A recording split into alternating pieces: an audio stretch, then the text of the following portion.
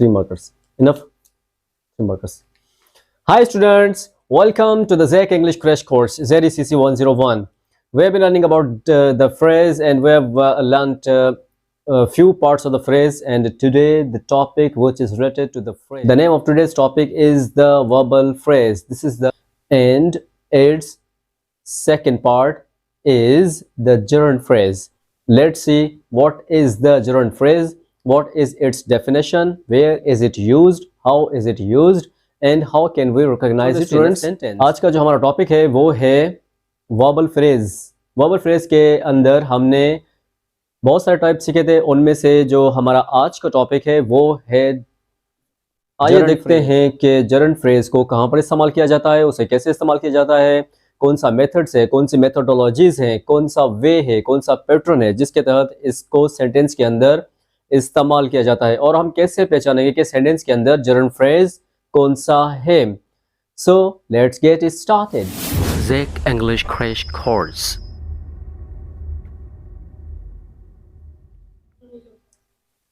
So students, आज का जो हमारा टॉपिक है वो है वर्बल फ्रेज. वर्बल फ्रेज का सेकंड पार्ट है वो है जरंड फ्रेज. आइए देखते हैं कि पार्ट नंबर 2. Part number 2.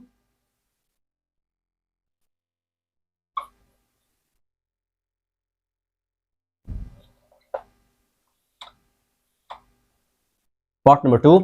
इस सेकंड पार्ट का जो नाम है वो है जरंड फ्रेज. सेकंड पार्ट का नाम क्या है?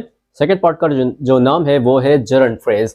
आइए देखते हैं कि जरंड फ्रेज क्या है और इससे कैसे इस्तेमाल किया जाता है. हम इसको समझेंगे इसकी डेफिनेशन के जरिए. आइए देखते हैं कि what does the definition say about the gerund phrase. आइए देखते हैं कि डेफिनेशन हमें क्या बताती है जरंड फ्रेज के बारे में. So let's start the definition.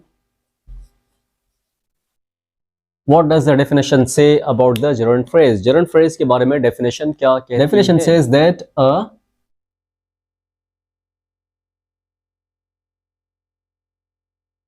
gerund phrase is an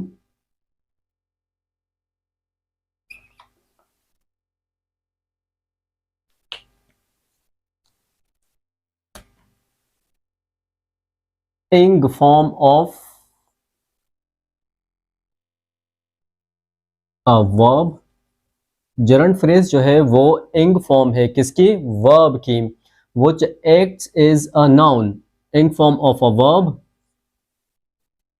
which acts is a noun. Gerund phrase क्या है? डेफिनेशन के अंदर हमने पढ़ा है कि a gerund phrase is an ing form of a verb which acts is a noun. Gerund phrase जो है वो है इंग फॉर्म वर्ब की जो कि नाउन के तौर पर काम करती है. It's as a noun. जैसा कि वो नाउन के तौर पर काम करती है, since it acts as a noun. Since it acts as a noun, जैसा कि वो नाउन के तौर पर काम करती है, can be the subject of a sentence. वो सेंटेंस का सब्जेक्ट भी हो सकती है.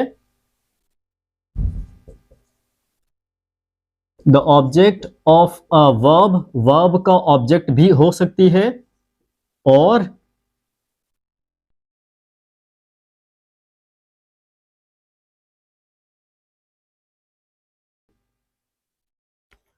Okay, since it acts as a noun, it can be the subject of a sentence, the object of a verb or the preposition.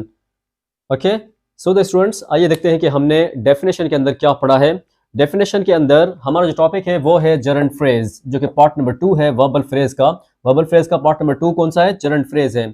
जरंड phrase हम कहां पर इस्तेमाल करते हैं? आइए डेफिनेशन में हम पढ़ते हैं. जरंड phrase is an ing form. जरंड phrase क्या है? इंग फॉर्म है. किसकी इंग फॉर्म है?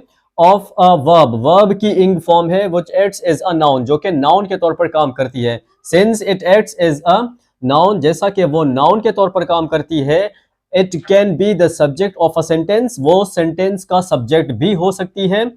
The object of a verb, verb का ऑब्जेक्ट भी हो सकती है. और प्रीपोजिशन या फिर प्रीपोजिशन भी हो सकती है. हमें बातें एग्जाम्पल से समझ में आती हैं। आइए देखते हैं कि इसके एग्जाम्पल्स कौन से हैं। For example, example number one, example number one. Exactly. When I'm teaching, you should pay attention to the board, not here and there. Sentence number one: daydreaming was his favorite past. What was past?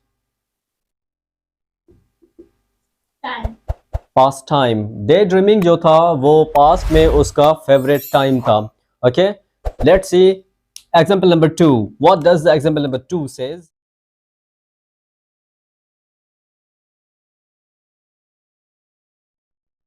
This is example number two.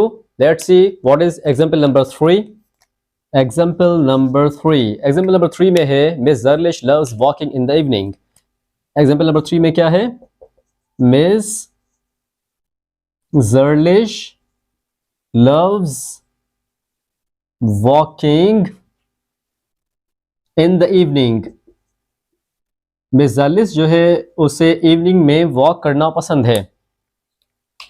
Sentence का example number four. Example number four है walking is good for health. क्या है? Walking is good for health. सेहत के लिए walk करना जरूरी है. एग्जाम्पल नंबर फोर है he loves driving in the forest. Example number five. Example number five क्या है? एग्जाम्पल नंबर फाइव कौन सा है? आइए देखते हैं कि एग्जाम्पल नंबर फाइव कौन सा है. He loves driving in the forest. So the students, आज का जो हमारा टॉपिक था वो था वर्बल फ्रेज. वर्बल फ्रेज चौथा पार्ट है हमारे फ्रेज का, हमारे टॉपिक का जो कि फ्रेज है उसका चौथा पार्ट है. उस चौथे पार्ट का जो पार्ट नंबर टू है, पार्ट का जो आज का टॉपिक था वो था जरंट फ्रेज. आइए देखते हैं कि जरंट फ्रेज को हमने कैसे पढ़ा. So let's look at the board.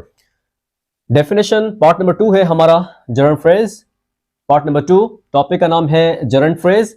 जरंट phrase क्या होता है? Gerund phrase is an ing form. ये इंग फॉर्म होती है किसकी? ऑफ अ वर्ब, एक वर्ब की, which acts as a noun, जो कि नाउन के तौर पर काम कर रहा होता है. Since it acts as a noun, जैसा कि वो नाउन के तौर पर काम कर रहा होता है, it can be the subject. ये सब्जेक्ट हो सकता है किसका? Of a sentence. सेंटेंस का सब्जेक्ट हो सकता है. उसके बाद the object of a verb, verb का ऑब्जेक्ट हो सकता है. या फिर प्रीपोजिशन हो सकता है. फॉर एग्जाम्पल, मिसाल के तौर पर जैसा कि हमने नंबर वन में पढ़ा है, subject of a sentence, sentence का सब्जेक्ट हो सकता है.